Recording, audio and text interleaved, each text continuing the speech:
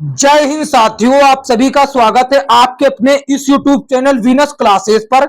आज की इस वीडियो में हम लोग देखेंगे साथियों UP police constable and UP SI 2025 के लिए हिंदी की बहुत ही बेहतरीन क्लास। साथियों हम हिंदी और सभी विषयों की तैयारी एकदम चैप्टर वाइज एकदम बेसिक से करा रहे हैं। ये चैप्टर 2 जिसका नाम है संज्ञा, इससे पहले एक चैप्टर करवा चुके हैं हिंदी वर्णमाला एकदम बेसिक से। यदि साथियों आप Uttar Pradesh police constable and UP SI 2025 के लिए सिलेक्शन वाली तैयारी करना चाहते हैं एकदम चैप्टर वाइज एकदम बेसिक से, तो हमारे यूट्यूब चैनल वीनस क्लासेस को सब्सक्राइब करके नोटिफिकेशन बेल को ऑल पर क्लिक कर लीजिए। मेरा वादा है कि आपका सिलेक्शन कंफर्म हो जाएगा यदि आप रेगुलर हमसे जुड़ते हैं। तो साथियों देखिए, ये रहा प्रश्नों का लेवल जो साथियों 100% पेपर में छपने वाले प्रश्न हैं। अब की बार यूपी पुलिस बार यही नारा आपके लिए काम करेगा साथियों। तो देखिए साथियों, ये रहा चैप्टर 2 है। इससे पहले चैप्टर 1 हम पढ़ा चुके हैं, बता रहे हैं, जिसका नाम संज्ञा है। प्रीवियस ईयर पर आधारित क्वेश्चन होंगे और उससे पहले थोड़ा हम आपको थ्योरी भी बतला देंगे।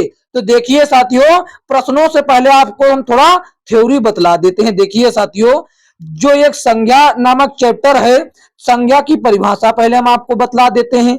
तो देखिए संज्ञा का शाब्दिक अर्थ क्या होता है।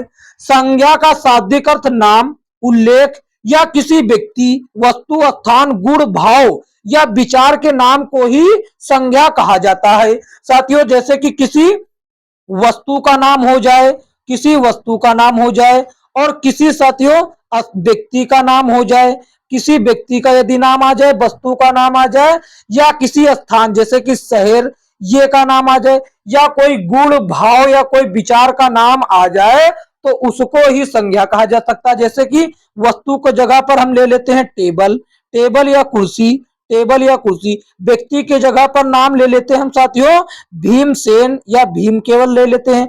स्थान के जगह पर हम ले लेते हैं दिल्ली। ये सभी जो तीनों शब्द हमने लिखे ये साथियों संज्ञा ही है, ये संज्ञा ही कहलाएंगे। तो साथियों अब चलते हैं हम आगे। आप आशा करते हैं कि संज्ञा की परिभाषा समझ गए होंगे। तो देखिए आगे संज्ञा के प्रकार। संज्ञा साथियों मुख्य रूप से 5 प्रकार की होती है। जैसे कि पहला होता है व्यक्तिवाचक संज्ञा, दूसरा साथियों जातिवाचक संज्ञा, भाववाचक संज्ञा, समूहवाचक संज्ञा, द्रव्यवाचक संज्ञा।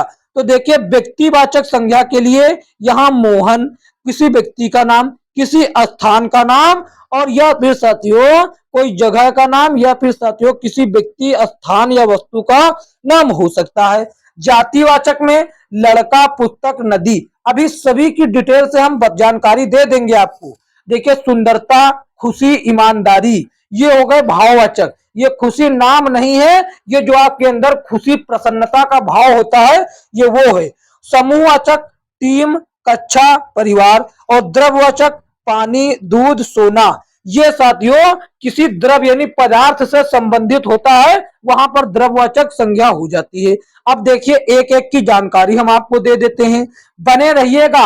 आशा करते हैं आप साथियों यदि सिलेक्शन वाली तैयारी करना चाहते हैं तो आप पूरी क्लास देखेंगे तभी तो सिलेक्शन होगा आपका, अन्यथा एक दो इधर से उधर से देखा तो आपका दिमाग भ्रष्ट हो जाएगा। इसीलिए हम ये नहीं कहते कि आप हमारे ही साथ जुड़े रहें। आप किसी भी चैनल से तैयारी करें, कहीं से भी करें, तो एक ही जगह पर आप अपना सारा समय फोकस करें। नहीं तो वो आप शिक्षक की गलती देंगे कि साथियों हमको वो पढ़ाया, ये पढ़ाया, वो नहीं, तो आप दिमाग भटका रहे हैं इधर उधर, तो शिक्षक की गलती नहीं आपकी गलती होगी। तो देखिए कहता है व्यक्तिवाचक संज्ञा क्या होती है। व्यक्तिवाचक संज्ञा किसी विशेष व्यक्ति, स्थान या वस्तु या भाव का नाम होती है। उदाहरण के लिए जैसे व्यक्ति का नाम राम हो गया, गीता हो गया, सचिन हो गया, ये साथियों किसी व्यक्ति का नाम हो गया, यहां पर व्यक्तिवाचक संज्ञा आ गई। स्थान जैसे कि दिल्ली, आगरा, भारत, ये साथियों हो गया स्थान का नाम, इसमें भी व्यक्तिवाचक संज्ञा होगी। अभी ट्रिक भी बता देंगे कि कैसे पहचाना जाएगा। यमुना नदी हो गया, ताजमहल स्थान हो गया या फिर प्रसिद्ध चीज हो गई, वस्तु हो गई, और गंगा नदी, ये साथियों जो क्या हो गया, ये हो गया साथियों इसमें भी व्यक्तिवाचक संज्ञा। भाव जैसे कि प्रेम, खुशी, भाव, दुख, इसमें तो वैसे भाववाचक संज्ञा होना चाहिए, भाववाचक संज्ञा होना चाहिए इसमें।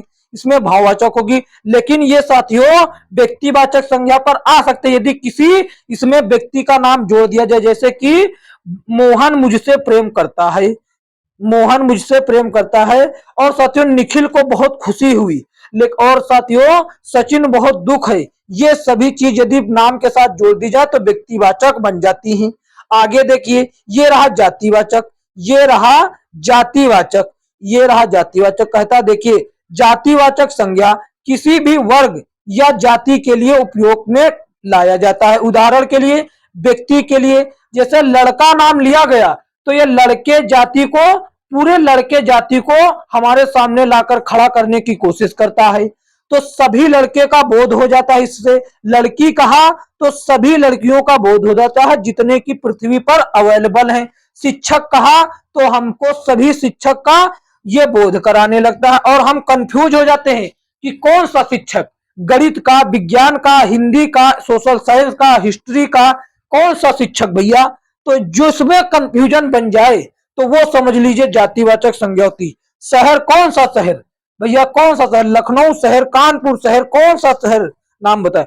गांव, कौन सा गांव, देश, कौन सा गांव, कंफ्यूजन होने लगे यदि आपको तो वहां पर जातिवाचक संज्ञा। नदी, कौन सी नदी, पेड़, कौन सा पेड़, पुस्तक, कौन सी पुस्तक, हिंदी की पुस्तक, विज्ञान की पुस्तक, गणित की पुस्तक, कौन सी पुस्तक। यहां पर जिसमें कंफ्यूजन होने लगे वहां पर साथियों क्या होता है, जातिवाचक संज्ञा होती है। यदि आपको कंफ्यूजन होने लगे तो वहां पर जातिवाचक होती है।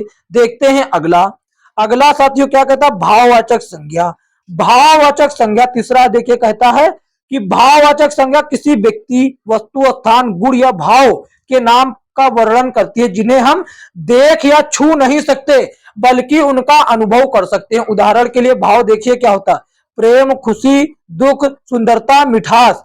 और जैसे कि गुण क्या होता है, गुण होता है ईमानदारी, सच्चाई, दयालुता, ये सभी साथियों। और भलाई, भलाई भी साथियों, ये सभी चीज क्या होता है, ये सभी चीज साथियों हो जाता है गुण। और ये सभी भाववाचक संज्ञा के अंतर्गत आते हैं। और देखते हैं, अभी बने रहिएगा, अभी प्रश्न देखिए चुटकियों में हल होंगे। ये हो गया द्रव्यवाचक संख्या, या किसी पदार्थ या द्रव्य का नाम होता है, जैसे कि माप तौल द्वारा निर्धारित होता है। उदाहरण के लिए सोना, चांदी, पानी, दूध आदि हो जाता है साथियों। और सभी पदार्थों की ओर ये हमको बोध कराता है। और देखिए समूहवाचक संज्ञा, या किसी समूह या समुदाय का नाम होती है जो साथियों हमको किसी विशेष समूह से या समुदाय का बोध कराती। जैसे कि किसी कक्षा में समुदाय होगा, टीम में भी भैया समूह होगा, परिवार में भी समूह होगा।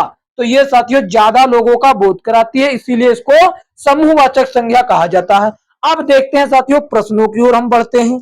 अब प्रश्नों की ओर बढ़ते, ये कौन सा प्रश्न आ गया, ये साथियों आपके चौंकाने के लिए प्रश्न आ गया। कहता गणपति चंद्र ने हिंदी का प्रथम कवि किसे माना है। अब आ गया है और उत्तर प्रदेश पुलिस जेल वार्डर और फायरमैन में पूछा गया भी है, तो हम करवा देते हैं। गणपति चंद्र ने भैया किसको माना, शालिभद्र सूरी को पहला हिंदी का कवि माना, जो 13वीं शताब्दी के अंतर्गत थे। ये इनका भैया उल्लेख कब किया जाता है, 13वीं शताब्दी के अंतर्गत किया जाता है। ऑप्शन सी आपका उत्तर होगा। अब देखिए संज्ञा से संबंधित, ये देखिए क्या कहता है, व्यक्ति, वस्तु या स्थान के नाम को क्या कहते हैं बच्चों, संज्ञा कहते हैं। देखिए सभी प्रश्न चुटकियों में हल होंगे। ऑप्शन ए हो जाता है आपका सही जवाब। भैया हम पढ़ा कर लेकर आए हैं, किसी व्यक्ति, वस्तु या स्थान के नाम को संज्ञा कहते हैं, जबकि सर्वनाम किसे कहेंगे। सर्वनाम साथियों जो संज्ञा के स्थान पर या किसी वस्तु के जगह पर या किसी मतलब कि संज्ञा के स्थान पर उपयोग में लाए जाने वाले शब्दों को सर्वनाम कहा जाता है। और जबकि क्रिया किसे कहा जाता है, जब किसी शब्द से काम का करना या होना पाया जाए तो उसे क्रिया कहा जाता है। और साथियों विशेषण क्या होता है, विशेषण वो होता है साथियों जो कहता है जो संज्ञा या सर्वनाम शब्दों की विशेषता बतलाता है वो विशेषण कहलाता है। सभी के बारे में जानकारी दे दिया, आपका उत्तर हो जाएगा ऑप्शन ए संज्ञा। देखते हैं अगला प्रश्न। अगला प्रश्न ये रहा, कहता है भारत संज्ञा का कौन सा प्रकार। भारत साथियों क्या है, भारत एक व्यक्ति का नाम हो सकता है, एक व्यक्ति का नाम, वो हमने आपको बतलाया था किसी स्थान का नाम, किसी वस्तु का नाम, किसी भैया व्यक्ति का नाम, वो कहलाता है व्यक्तिवाचक संज्ञा। क्या कहलाता है? व्यक्तिवाचक संज्ञा। किसी देश का नाम, किसी शहर का नाम पूछ रहा है, किसी वस्तु का नाम, किसी नदी का नाम, किसी साथियों शहर का नाम, किसी वस्तु का नाम, कुछ भी हो, वो साथियों व्यक्तिवाचक संज्ञा कहलाता है। व्यक्तिवाचक संज्ञा यदि रियल में कहा किसको जाता है, मान लीजिए कोई अगला व्यक्ति ने हमसे किसी चीज के बारे में कहा और हम बिना कंफ्यूजन के उसकी बात को समझ गए, तो समझ जाइए वो व्यक्तिवाचक संज्ञा कह रहा, तभी तो हम समझ गए। ऑप्शन बी हो जाता आपका उत्तर। देखते हैं अगला प्रश्न।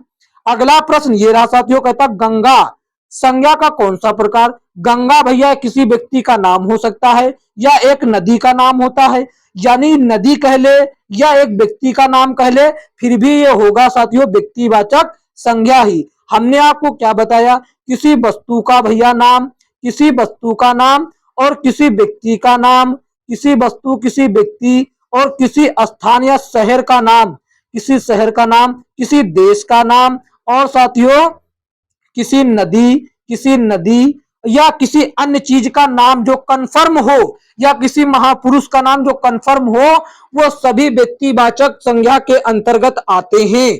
ऑप्शन बी आपका उत्तर होगा। देखते हैं अगला प्रश्न। अगला प्रश्न ये रहा, राम संज्ञा का कौन सा प्रकार? भैया व्यक्तिवाचक संज्ञा, क्योंकि ये किसी व्यक्ति का नाम हो सकता है।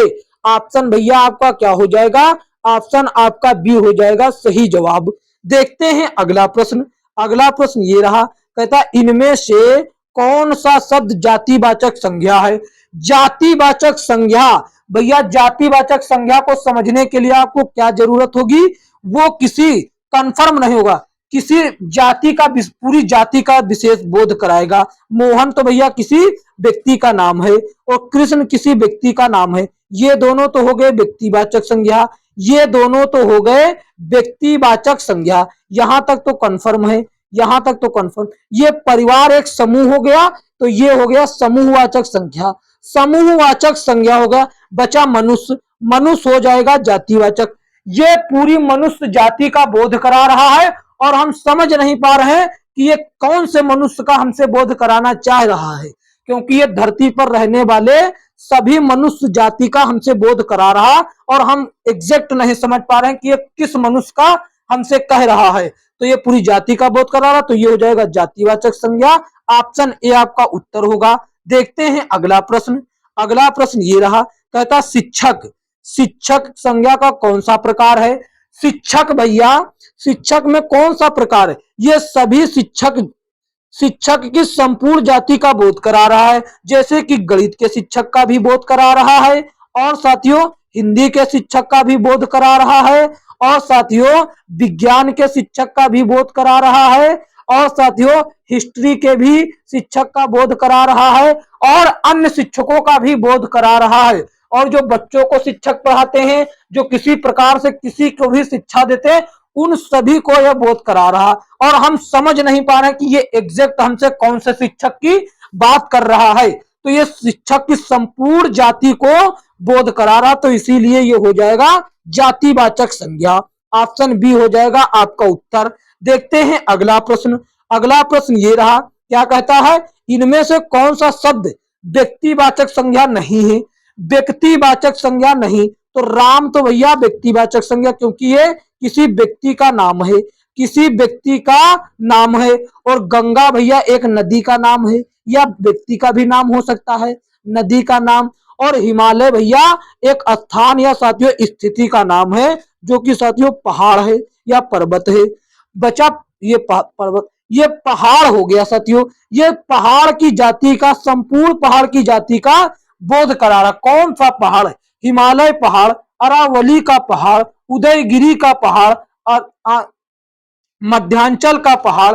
कहाँ का पहाड़ भैया? नेपाल का पहाड़, चाइना का पहाड़, जापान का पहाड़।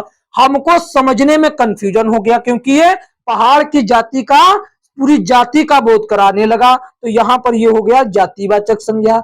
जातिवाचक संज्ञा किसमें हो गई? पहाड़ में हो गई। तो आपका उत्तर हो जाएगा डी। देखते हैं अगला प्रश्न। अगला प्रश्न ये रहा, कहता है इनमें से जातिवाचक संज्ञा कौन सी है? दुख, लड़का, सेना, श्याम। तो श्याम तो किसी व्यक्ति का नाम, इसमें तो हो गई व्यक्तिवाचक संज्ञा, इसमें कोई दो राय नहीं, इसमें हो गई व्यक्तिवाचक संज्ञा। और साथियों सोना एक प्रकार का पदार्थ है, इसमें हो गई द्रव्यवाचक संज्ञा, द्रव्यवाचक संज्ञा हो गई। दुख एक प्रकार का गुण है या भाव है, इसमें हो गई भाववाचक संज्ञा, भाववाचक संज्ञा हो गई इसमें। जबकि लड़का, यह संपूर्ण लड़के जाति का बोध करा रहा है, जितने भी दुनिया में लड़के हैं उन सभी का बोध करा रहा है। और हमको समझने में कंफ्यूजन है कि ये किस वाले लड़के की बात कर रहा है, क्योंकि ये तो संपूर्ण लड़के जाति का बोध करा रहा, तो इसीलिए ये हो जाएगा जातिवाचक। कौन हो जाएगा? लड़का हो जाए, लड़का शब्द हो जाता है जातिवाचक। ऑप्शन बी आपका उत्तर। देखते हैं अगला प्रश्न। अगला प्रश्न ये रहा साथियों, ऊपर की ओर भागा जा, क्या कहता है? लेखक संज्ञा का कौन सा प्रकार? भैया लेखक शब्द में कौन सा प्रकार है? लेखक देखिए, ये लेखक की संपूर्ण जाति को, संपूर्ण जाति का बोध करा, जैसे कि हिंदी का लेखक, हिंदी का लेखक, हिंदी का लेखक, जैसे कि क्या साथियों? हिंदी का लेखक, और अंग्रेजी का लेखक, अंग्रेजी का लेखक, और साथियों अन्य कई प्रकार के लेखक, अखबार का लेखक, समाचार का लेखक, और साथियों कविता का लेखक, सुलेख का लेखक। कौन से लेखक की? क्योंकि दुनिया में तो बहुत लेखक हैं और ये दुनिया में उपस्थित सभी लेखक जाति का बोध करा रहा है, तो इसीलिए ये क्या हो जाएगा? जातिवाचक संज्ञा हो जाएगी। ऑप्शन डी आपका उत्तर हो जाएगा साथियों, उत्तर हो जाएगा ऑप्शन डी। देखते हैं अगला प्रश्न। अगला प्रश्न ये रहा साथियों, क्या कहता? घड़ी। हाँ यहाँ पर देखिए, घड़ी संज्ञा का कौन सा प्रकार होता है? अब कुछ लोग बच्चे कहेंगे कि यहाँ पर जो है घड़ी जो है वो व्यक्तिवाचक संज्ञा, क्योंकि एक वस्तु का नाम है। अब कुछ बच्चे यही कहेंगे इसमें व्यक्तिवाचक लगा दीजिए क्योंकि एक वस्तु का नाम है। ये वस्तु का नाम है साथियों, घड़ी जो है वस्तु का नाम, लेकिन ये घड़ी की संपूर्ण जातियों का साथियों यहाँ पर वो कर रहा है, हमको बोध कर रहा है। कौन सी घड़ी?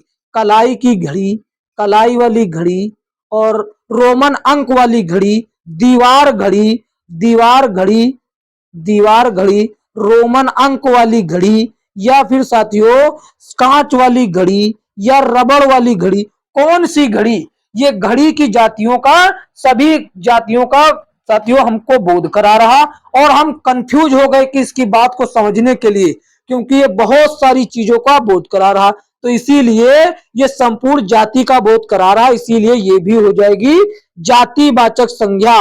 वैसे तो ये एक वस्तु का नाम है ये, लेकिन जातिवाचक संज्ञा के अंतर्गत आएगा क्योंकि ये संपूर्ण जाति का बोध हो रहा है। देखते हैं अगला प्रश्न। अगला प्रश्न ये रहा, कहता है शहर। शहर भैया देखिए क्या कहता है, शहर संज्ञा का कौन सा प्रकार? अब कुछ बच्चे इसमें कहेंगे ये साथियों शहर स्थान है, ये भी व्यक्तिवाचक संज्ञा होना चाहिए। तो आपसे मैंने कहा था कि किसी व्यक्ति का नाम, किसी व्यक्ति का नाम, वस्तु का नाम, और शहर यानी कि स्थान का नाम हो, यहाँ पर नाम नहीं दिया गया, यहाँ पर केवल शहर कहा गया। कौन सा शहर बच्चों? लखनऊ का शहर, कानपुर का शहर, मुंबई का शहर, दिल्ली का शहर, या लंदन का कोई शहर, या जापान का कोई शहर, चाइना का कोई शहर, यानी कि शहर की संपूर्ण जाति का बोध कराता है। ये शहर की संपूर्ण जाति का बोध करा रहा, इसीलिए ये हो जाएगा जातिवाचक संज्ञा। ऑप्शन ए हो जाएगा आपका उत्तर। देखते हैं अगला प्रश्न। अगला प्रश्न ये रहा, ये देखिए साथियों प्रश्न बेहतरीन है। कहता है कि गांधी को राष्ट्रपिता कहा गया, वाक्य में संज्ञा किस से किस रूप में परिवर्तित हुई है? मतलब कि पहले संज्ञा का कौन सा रूप था, बाद में कौन सा रूप हो गया, ये बतलाना है। तो पहली बात तो देखिए, गांधी जी किसी व्यक्ति का नाम है। गांधी जी क्या है बच्चों? किसी व्यक्ति का नाम है, और इससे हम कोई कंफ्यूजन नहीं होगी, जिसको गांधी जी कहा जाएगा हम उन्हीं को समझेंगे। गांधी जी एक ही थे और उनको पूरा देश जानता है गांधी जी। अब इनको कह दिया गया राष्ट्रपिता, राष्ट्र के हैं जो पिता, एक इनको साथियों क्या हो गया, भाव की प्राप्ति कर दिया गया इनके साथ। राष्ट्र के पिता जो हैं उनको कहा जाता है राष्ट्रपिता। इनको पहले तो थे ये गांधी नाम व्यक्तिवाचक संज्ञा था, पहले क्या था, व्यक्तिवाचक संज्ञा, पहले था व्यक्तिवाचक, बाद में साथियों इनको साथ क्या, देखिए ये जो गांधी नाम था ये था व्यक्तिवाचक संज्ञा इसमें, ठीक। और बाद में राष्ट्रपिता, राष्ट्रपिता साथियों क्या होता है, राष्ट्रपिता जो होता है ये एक भाववाचक है, क्योंकि एक भाव के कारण ही आया, इन्होंने राष्ट्र की सेवा की इसीलिए इनको राष्ट्रपिता कहा गया। तो भाव, व्यक्तिवाचक से इनको दे दिया गया भाववाचक, व्यक्तिवाचक से भाववाचक संज्ञा कहाँ है, ये है ऑप्शन सी में। देखिए तो ऑप्शन सी हो गया आपका उत्तर। देखते हैं अगला प्रश्न। अगला प्रश्न देखिए साथियों क्या कहता है, अगला प्रश्न ये रहा, कहता है जो भाववाचक संज्ञा नहीं है उसका चयन करके रिक्त स्थान भरे, रिक्त स्थान भरे। तो देखिए निम्न में से खाली स्थान में क्या आएगा, भाववाचक संज्ञा नहीं, करुणा, सुंदरता, अमीरी, पढ़ाई।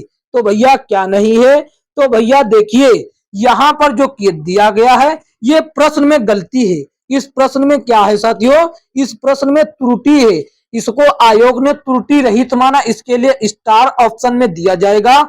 ये साथियों इसमें आप कुछ लगा देते सभी को समान अंक मिलता, क्योंकि यहां पर दिए गए, देखिए करुणा एक प्रकार का भाव है जो व्यक्ति के अंतर आता है, और सुंदरता भी एक प्रकार का भाव, अमीरी भी एक प्रकार का भाव है, और पढ़ाई करने का एक जो है वो गुण है, पढ़ाई करना एक गुण है, और गुण भी साथियों भाववाचक संज्ञा के अंतर्गत ही आता।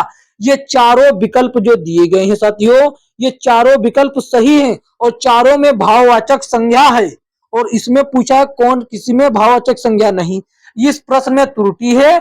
यदि आप इसमें कोई भी विकल्प लगा देते हैं तो सभी को समान अंक मिलेगा, ऑप्शन चाहे जो हो साथियों, ये मेरा कहना है। तो भैया इस प्रश्न को छोड़ देते हैं, अगला प्रश्न देखते हैं।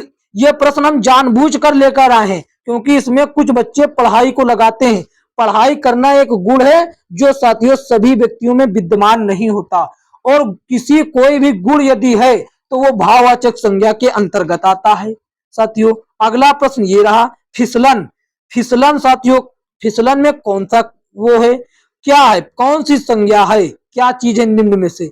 फिसलना एक प्रकार का गुण है, ये फिसलन जो है एक प्रकार का गुण है जो चिकनी वस्तुओं में ज्यादा होगा, जो चिकनी वस्तुओं में ज्यादा होगा। यदि गुण कोई भी हो साथियों वो भाववाचक संज्ञा के अंतर्गत आएगा, भाव होगा, फिसलना एक भाव है जो साथियों जो एक गुण है जो चिकनी वस्तुओं पर ज्यादा होगा और ढलान पे ज्यादा होगा। ऑप्शन सी हो जाएगा सही जवाब। देखते हैं अगला प्रश्न। अगला प्रश्न साथियों ये रहा, क्या कहता है, ये प्रश्न नंबर 15 को हो गया ऑप्शन सी। ये देखिए 16 नंबर क्या कहता है, जातिवाचक संज्ञा सर्वनाम विशेषण क्रिया अवयव शब्दों से। देखिए जातिवाचक शब्द से, सर्वनाम के शब्दों से, विशेषण क्रिया, इन सभी का इस्तेमाल करके भाववाचक संज्ञा बनाई जा सकती है, इन सभी का इस्तेमाल करके भाववाचक संज्ञा बनाई जा सकती है।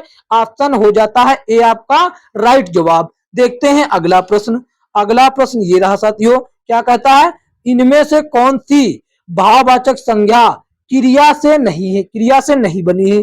पढ़ाई करना एक प्रकार का क्रिया होगा जो व्यक्ति के द्वारा किया जाएगा, लड़ाई भी व्यक्ति के द्वारा किया जाएगा, मतलब कि हाथ पैर चलाकर काम कर कर लड़ाई की जाएगी, और कमाई भैया भी काम करके ही कमाई होगी। भलाई साथियों करी तो जाती व्यक्ति के द्वारा, लेकिन ये क्रिया नहीं है, ये साथियों एक गुण है, ये एक उसके अंदर भलाई का गुण है जिसे हम देख नहीं सकते, जिसे के साथियों हम देख नहीं सकते, ये साथियों एक गुण है, और साथियों ये क्रिया से नहीं बनी है। ऑप्शन सी आपका उत्तर हो जाएगा भलाई।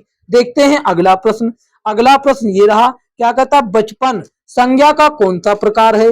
बचपन संज्ञा का कौन सा प्रकार है। बचपन भाववाचक संज्ञा होता है। बचपन कौन है, ये भी भाववाचक। बचपना एक प्रकार का गुण है जो सभी के साथियों सभी मनुष्य में होता है, सभी इंसान इस अवस्था से गुजरते हैं, ये एक प्रकार की दशा कह सकते हैं। बचपना एक दशा है, और इसके बाद साथियों जवानी आ जाती है, इसके बाद जवानी आ जाती है, और इसके बाद एक अवस्था आती है वृद्धा अवस्था, जिसको सभी से लगभग गुजरना होता है। और अवस्था भी या किसी की दशा भी तो भाववाचक संज्ञा के अंतर्गत आती है। ऑप्शन सी हो जाता आपका सही जवाब। देखते हैं अगला प्रश्न। अगला प्रश्न ये रहा, कहता वीर शब्द के लिए वीर शब्द की भाववाचक संज्ञा कौन सी होगी? वीरता। वीर का भाववाचक होगा वीरता, और वीर तो भैया वही जैसा वो वीरत्व भी हो जाएगा। तो देखिए यहाँ पर दोनों हो जाते ए और डी। यहाँ पर उसके लिए अलग से ऑप्शन दे रखा है, ऑप्शन ए और डी, ऑप्शन बी दे रखा है, ए और डी दोनों। ऑप्शन सी हो जाएगा आपका सही जवाब। देखते हैं अगला प्रश्न। अगला प्रश्न ये रहा साथियों, क्या कहता है? राष्ट्र शब्द की भाववाचक संज्ञा कौन सी है? राष्ट्र शब्द की भाववाचक संज्ञा कौन सी होगी? राष्ट्रीय, राष्ट्रीय, सौराष्ट्र, राष्ट्रीयता। तो राष्ट्र शब्द की भाववाचक संज्ञा राष्ट्रीयता होगी, बल्कि ये सभी इसके इस्तेमाल किए गए अन्य शब्द हैं साथियों। जबकि भाववाचक संज्ञा क्या होगी? राष्ट्रीयता होगी, नेशनलिटी जिसको कहा जाएगा साथियों। ऑप्शन डी आपका उत्तर होगा। देखते हैं अगला प्रश्न। अगला प्रश्न देखिए ये रहा, क्या कहता है? लोभ। लोभ भैया यह संज्ञा का कौन सा प्रकार है? लोभ यह संज्ञा का कौन सा प्रकार है? लोभ करना, लालच करना, ये साथियों एक मनुष्य का गुण है। जो कुछ व्यक्ति ही लालची होते हैं, ये भाव के अंतर्गत आता है। गुण भैया भाववाचक संज्ञा के अंतर्गत आ जाता। ऑप्शन ए हो जाता आपका सही जवाब। देखते हैं अगला। अगला प्रश्न ये रहा साथियों, व्याकरण की दृष्टि से प्रेम शब्द कैसा है? प्रेम एक प्रकार का गुण होता है जो सभी में विद्यमान नहीं होता है। और कोई भी गुण, भाव या दशा या अवस्था, ये साथियों भाववाचक संज्ञा के अंतर्गत आते हैं। ऑप्शन बी हो जाएगा आपका उत्तर। गुण भी एक भाववाचक संज्ञा के अंतर्गत आता है।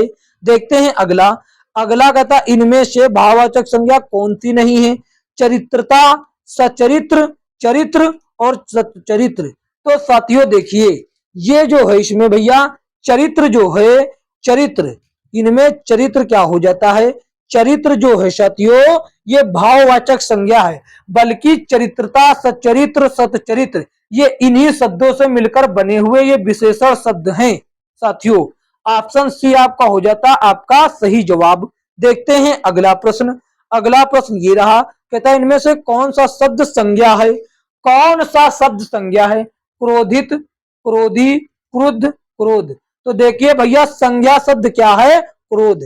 क्रोध जो है वो संज्ञा शब्द है और ये मेन शब्द है, और इसी से मिलकर क्रुद्ध बनता है, इसी से मिलकर क्रोधी बनता है, और इसी से मिलकर साथियों क्या बनता है? क्रोधी बनता है साथियों। आपका उत्तर हो जाएगा ऑप्शन डी। ये क्रोधित, क्रोधी और क्रुद्ध ये सभी ये तीनों शब्द क्या हो जाते हैं? ये तीनों शब्द साथियों क्या हो जाते हैं? ये विशेषण शब्द हो जाते हैं। ये विशेषण शब्द हो जाते हैं, क्रोध के विशेषण शब्द हो जाते हैं। देखते हैं अगला प्रश्न। अगला प्रश्न देखिए साथियों, परिवार। परिवार संज्ञा का कौन सा प्रकार है? परिवार संज्ञा का कौन सा? किसी परिवार में एक व्यक्ति नहीं होगा, कम से कम एक, कम से कम दो या दो से अधिक, दो या दो से अधिक, दो या दो से अधिक, यानी कि एक समूह हो जाएगा, एक समूह। तो ये समूहवाचक संज्ञा के अंतर्गत आ जाएगा, समूहवाचक संज्ञा के अंतर्गत आ जाएगा। ऑप्शन सी आपका सही जवाब होगा। साथियों देखिए समूहवाचक संज्ञा के अंतर्गत कौन कौन आता है? समूहवाचक संज्ञा के अंतर्गत कौन कौन आता है? जैसे कि कक्षा, जैसे कि क्या जाती? कक्षा, टीम, कक्षा, टीम, ये सभी साथियों क्या आती है? परिवार। और देखिए सेना, सेना में भी एक समूह होगा, पूरा गिरोह, गिरोह में भी सेना होगा, और दल में भी समूह होगा, दल में भी समूह होगा, और गुच्छा, गुच्छा में भी, गुच्छा भी समूह के द्वारा ही बनता है। ये सभी शब्द समूहवाचक शब्द हो जाते हैं। यदि ये सब कोई कक्षा, टीम, सेना, गिरोह, दल, गुच्छा आदि शब्द ये दिखाई दे तो आप समूहवाचक संज्ञा लगा दीजिएगा। देखते हैं अगला प्रश्न। अगला प्रश्न ये रहा, इनमें से कौन सा समूहवाचक संज्ञा है? तो ये हो जाता है भैया राम। ये तो व्यक्तिवाचक संज्ञा है, किसी व्यक्ति का नाम है, व्यक्ति का नाम यानी कि व्यक्तिवाचक संज्ञा। ऑप्शन ए में तो व्यक्तिवाचक है। हिमालय है भैया, इसमें भी व्यक्तिवाचक संज्ञा, क्योंकि एक किसी वस्तु या पहाड़ या स्थान का नाम है। ये व्यक्तिवाचक। अनाज साथियों, इसको भी हम सीधा सीधा संज्ञा कह लेंगे व्यक्तिवाचक, या अनाज में जातिवाचक, क्योंकि ये अनाज की सभी जाति को भैया बोध करा रहा है। सेना जो है साथियों, सेना में होगा समूह। सेना में क्या होगा? सेना में होगा समूह, तो यही हो जाएगी समूहवाचक संज्ञा साथियों। ऑप्शन डी रहा आपका सही उत्तर।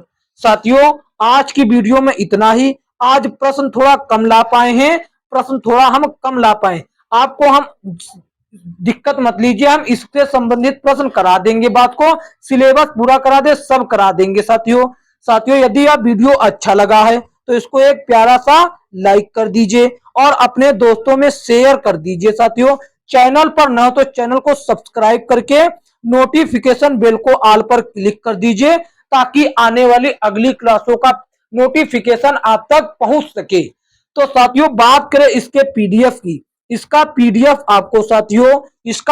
आपको नीचे दिए गए डिस्क्रिप्शन में टेलीग्राम चैनल का लिंक दिया गया होगा, वहां पर डेली क्लासेस का पीडीएफ 1 बाय 1 आपको मिल जाता है साथियों। तो और वहां पर लेटेस्ट किताबों का पीडीएफ एकदम फ्री मिल जाता है, तो इसलिए टेलीग्राम चैनल से जरूर ज्वाइन हो जाइए। और साथियों, आपसे एक गुजारिश हाथ जोड़कर है, चैनल पर न हो तो साथियों चैनल पर तो भैया चैनल को सब्सक्राइब अवश्य करें। आप हमको सपोर्ट करें और हम आपके लिए अच्छा कंटेंट लाएं साथियों। तो साथियों, मिलेंगे किसी अन्य वीडियो में, तब तक के लिए जय हिंद जय भारत।